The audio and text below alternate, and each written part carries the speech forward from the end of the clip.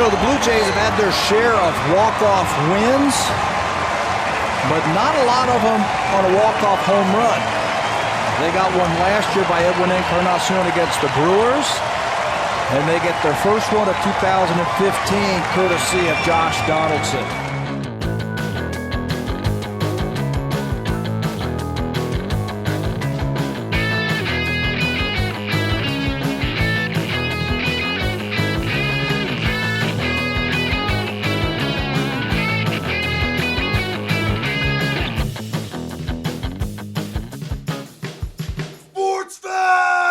It is Sportsfeld Storytime. We are looking back to one of our favorites. I don't know. I was going to say our exact favorites, but is this our exact favorite? Who knows?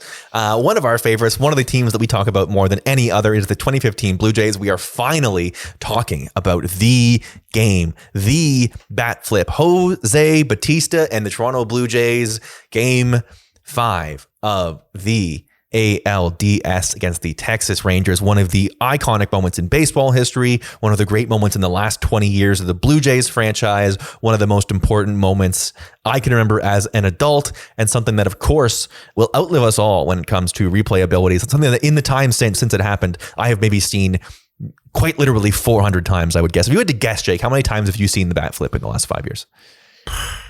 I don't know. A lot. It's such an easy, go-to thing to YouTube every now and then. Mm-hmm. And it comes up every playoffs. It comes up every time the Jays are talked about, every time the Jays make any sort of noise. It's on the list of things that come up an awful lot. Yeah. There's so many ways to re-experience it. I find you can watch the whole game is on YouTube. The entire seventh inning is on YouTube. Crowd angles of it are on YouTube. Just there's just a lot of, it's become one of those iconic moments where in the age of, I actually want to talk about this last week, but we didn't get to it. So I'm going to talk about it now, where obviously Joe Carter's home run in 1993 is more important as it literally won the World Series, but it happened before the age of cell phones. So it's kind of like, if you want to re-experience Joe Carter, it's kind of like, okay, you watch the highlight we've seen 100,000 times in our life. Yeah. I feel like the bat flip has taken on almost this larger than Joe Carter place in Blue Jays lore, which I don't think it should, again, just because of what it is, but I understand why it did. And that is because there's so much film of it. Absolutely. And it is truly the taken as a whole, that inning, it's fucking insane. Yes, I think that obviously has a big part of it. It has to be taken as a whole. It's sort of, obviously the highlight itself is hype and it's just upon itself, and the building almost comes down with how exciting it is. But the inning that precedes it certainly adds to the lore. Yeah, and I think obviously a lot of it is youth, and a lot of it is that Carter was almost 30 years ago now. But I find the levels of importance, hype, whatever you want to call it, of the two in Blue Jays fandom very interesting. And it is sadly something I think about a lot, because I do think it's really interesting how it's almost like Joe Carter's World Series winning home run, the most famous Blue Jay play of all time, is underrated now. Yeah, I agree. It's weird. It's very weird. I think it's really interesting. I agree. And we will get into sort of the lasting effects, and we'll get into that inning a little bit in the future. But right now, I want to talk a little bit about the season that these Jays have. And listen, we did an episode dedicated to David Price. We did an episode dedicated to the Royals series. So this is stuff we sort of have talked about a little bit, but this 2015 team, and we went through all the moves they had made in the offseason previously. All the signs are there throughout the year. They go on an 11-game winning streak in June before the big deals that takes them all the way within one game of the division at 34-30. It takes them from 23-30, where it's like, oh my goodness, the team the year before was actually bad and they overperformed, and maybe that team that we thought was in the cusp of the playoffs, maybe they are frauds, and they should sell Bautista. Maybe they should move on from these guys. Maybe they shouldn't be a huge thing. And they go on an 11-game winning streak in the beginning of June to sort of set themselves up to be ready for the trade deadline at the end of July, because we have talked many, many times, Jake, the Troy Tulowitzki trade happens when they are 51 That early part of that year, before they made the big deals, sort of where were you? And listen, we had the show, so we have some evidence, but where were you sitting in terms of what the season was going to be and what they were going to do with this powerhouse offense they had put together? There was a lot of conversation in the first half of the 2021 season on Blue Jays Twitter of how frustrated should we be. And a lot of the conversations I saw and a couple I was a part of was kind of like, was it this frustrating for the first half of 2015? The answer is yes. Absolutely. Especially coming off 2014. The first half of 2015 was no fucking fun because you knew how good they were. It was evident immediately. My first memory, but I have two real memories to start of this team that was like, okay. The first was I was at Raptors versus Wizards game 1. The Gravis Vasquez shot and they lose in overtime.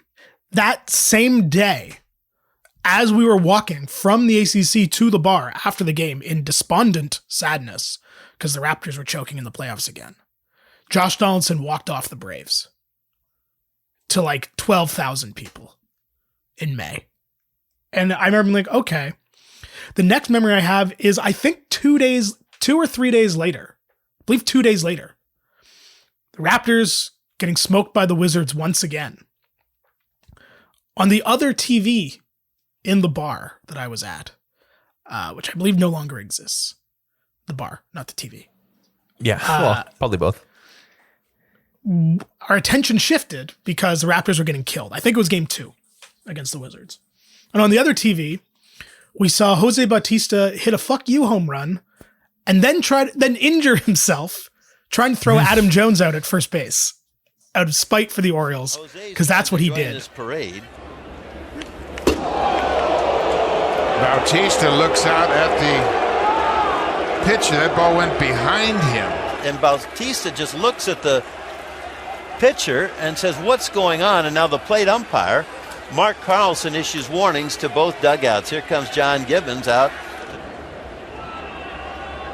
And that look tells you all you need to know about what Bautista thinks about that. 3-1, nobody out. Donaldson at third. He moved up on the wild pitch. Bautista drives it deep to left. He's amazing. And he enjoys it. Garcia threw one behind his back. It rattled his cage, and he goes deep. You know, in all my years watching baseball, I don't know if I've ever seen a guy rise to the occasion when he feels like they're trying to throw at him. And it's funny how at the time it was kind of like, Jose, you got to be careful. But now it's like that was this team. And to have this fun fuck you team led by Jose Bautista and sort of still getting over the irritation and sadness of the Marcus Stroman injury and to see how good they were. Because we all knew they were good. I don't want to keep quoting the run differential because we've been talking about that for like 10 months now, and I'm tired of it. But like, they were so good, and they were 500 the whole time. Mm-hmm. And it was so fucking frustrating, especially as you say, coming off 2014, which was a frustrating year in a totally different way. But like, you look at the way the record was, it wasn't even like they went on a run in the first half. Either way, they're 11-12 at the end of April. They're 23-29 at the end of May. They're 41-38 at the end of June. Like, it was just, they're 53-51 at the end of July. The first 4 months of the year was just like they go on one run to go from 23-29 to 34-30 at the beginning of June. And other than that, the longest streak is a 5-loss streak and a 3-win streak. And it was just that. And it's unbelievable and very frustrating in light of the season we just watched that this whole time they're like 5 games back in the division. Yeah, isn't that unbelievable? that is sort of crazy is even when they're like a 500 team, 51-51, they're like 6 games back. It's like, it's such a, boy, oh boy. Within 3 weeks, they're up a game, right? But by August 23rd, they're in the lead in the division, and they are absolutely chewing teams up and spitting them out, all culminating in the famous hangover game in New York in September, the 81-60. It is kind of funny based on like the how are you feeling discussion, how the first half of that season at the time was so frustrating. And then looking at it now after this year and looking at the standings, like, boy, we didn't know how good we had it the first half of 2015. It's hard. They won 93 games and won the division by 6, Jake. Won the division by 6 with 93 wins. They'd have been 7 games back at the 2021 Rays. Like, look, they were 8 out on July 28th, and that alone to come back and win by 6 is impressive.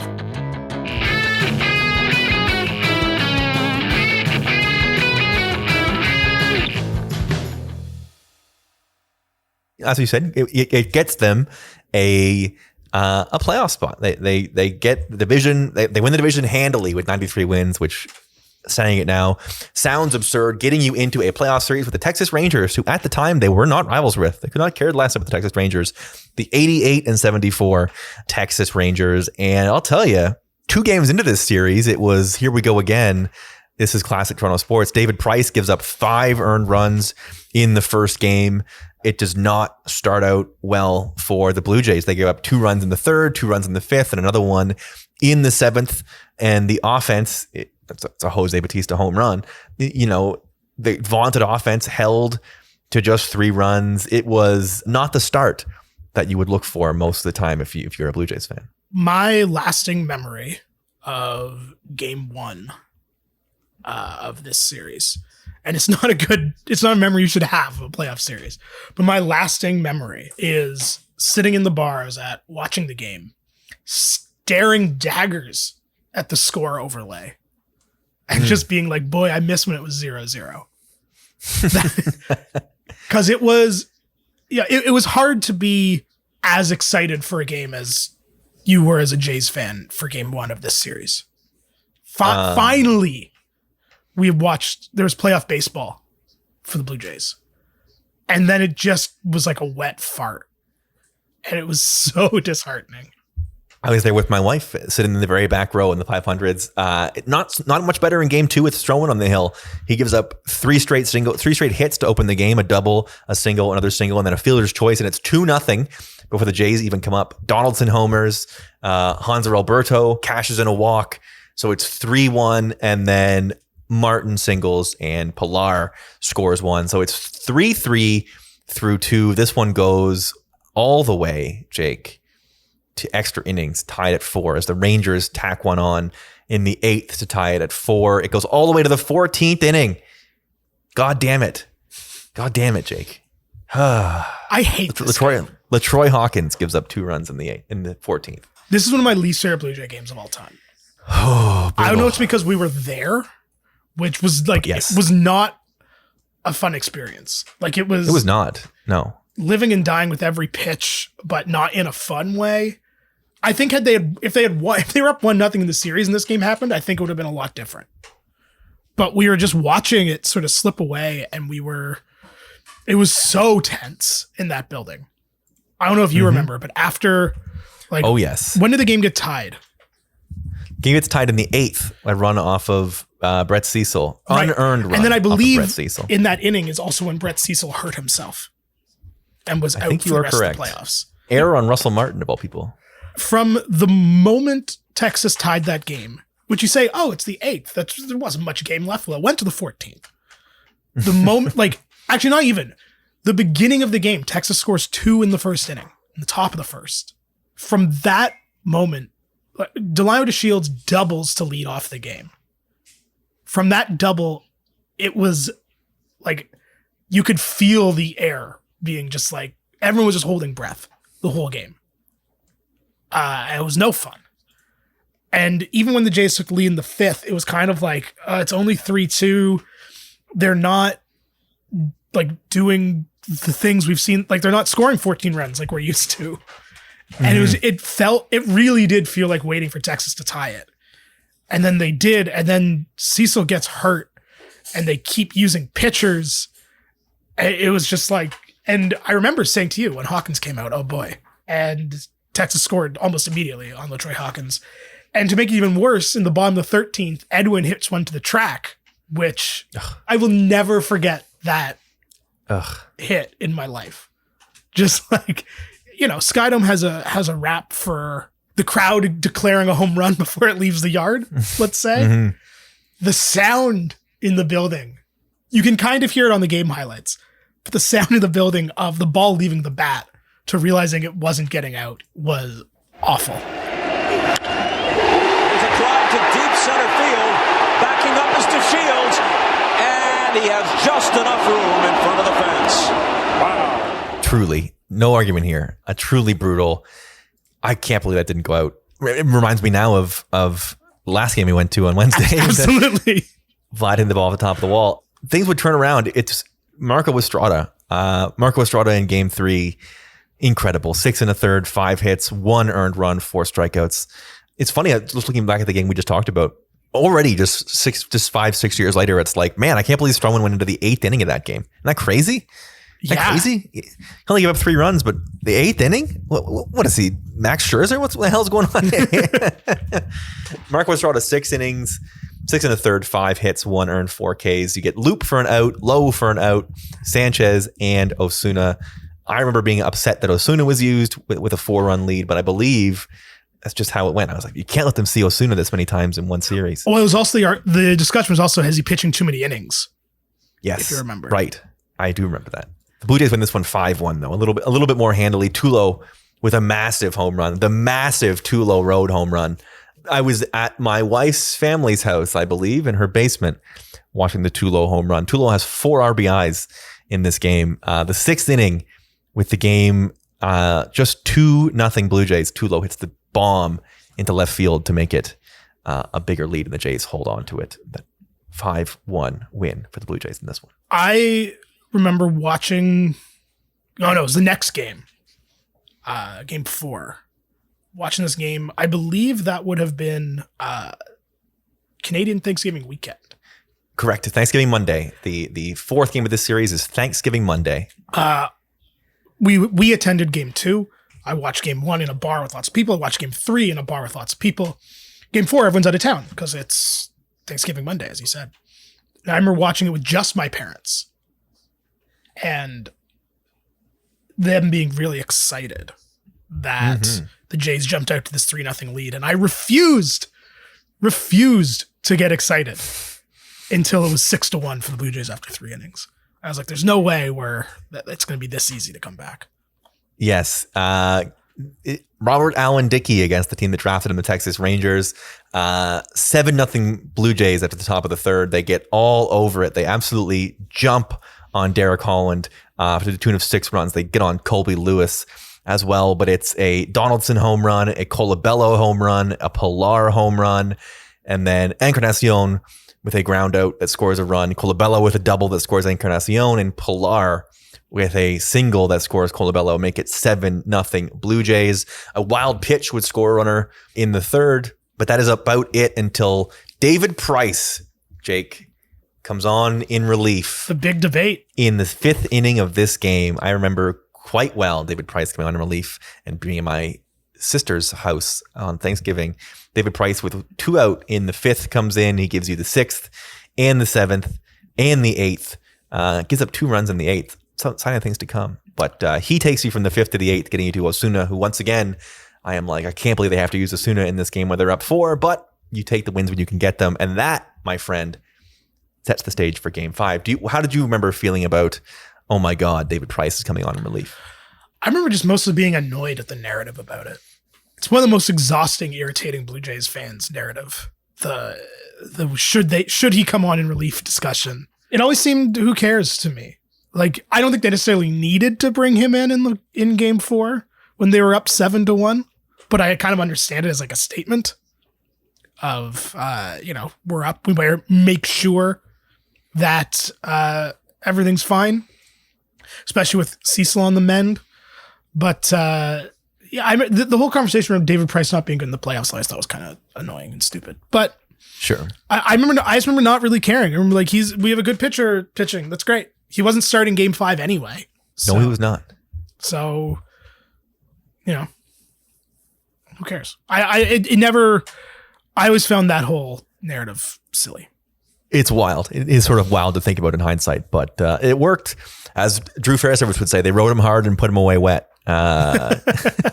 David Price. And that would set the stage for Marcus Stroman against Cole Hamels. Game 5 of the ALDS, Wednesday, October 14th, 4:07 local time. 50,000 people in the Rogers Center to witness one of the greatest single innings in baseball history. We'll talk about that next time on Sportsfeld Storytime.